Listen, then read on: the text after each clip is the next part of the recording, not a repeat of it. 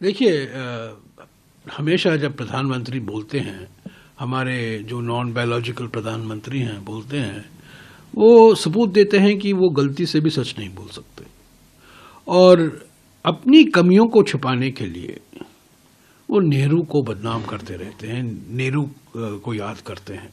अगर वो नेहरू नहीं होते तो प्रधानमंत्री नरेंद्र मोदी का क्या होता, मैं समझ नहीं सकता हूँ।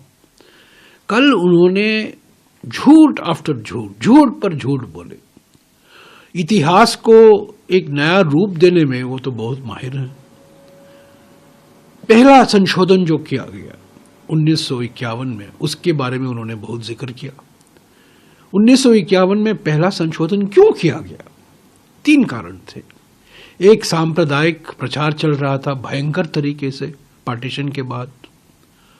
दूसरा कारण ये था कि ये जो हमारे अनुसूचित जाति, अनुसूचित जनजाति, ओबीसी वर्गों के लिए जो आरक्षण के प्रावधान थे, वो न्यायालय ने उसको रद्द कर दिया था। और तीसरा कारण ये था कि जमींदारी को हटाने के लिए जो अधिनियम बनाए गए थे वो भी अस्वीकार किए गए थे हाई कोर्ट में और सुप्रीम कोर्ट में। तो इससे निपटने के लिए ये पहला संशोधन आया। राजगोपालाचारी, डॉक्टर अंबेडकर, जवाहरलाल नेहरू सब सेलेक्ट कमेटी के सदस्य थे। और मेरे पास एक खत है जुलाई 3, 1950 का, 3 जुलाई 1950 का, सरदार वल्लभ भाई पटेल जवाहरलाल नेहरू को लिखते हैं।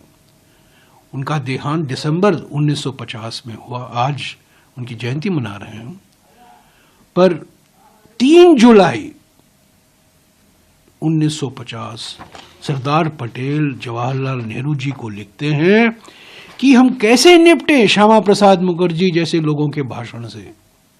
कानून तो है नहीं, सांप्रदायिक प्रचार कर रहे हैं।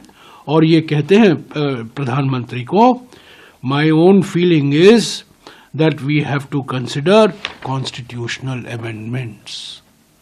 3 जुलाई 1950 को देहरादून से सरदार वल्लभ भाई पटेल पंडित जवाहरलाल नेहरू को लिखते हैं कि संविधान में संशोधन लाने की जरूरत है ऐसे चुनौतियों से का सामना करने के लिए।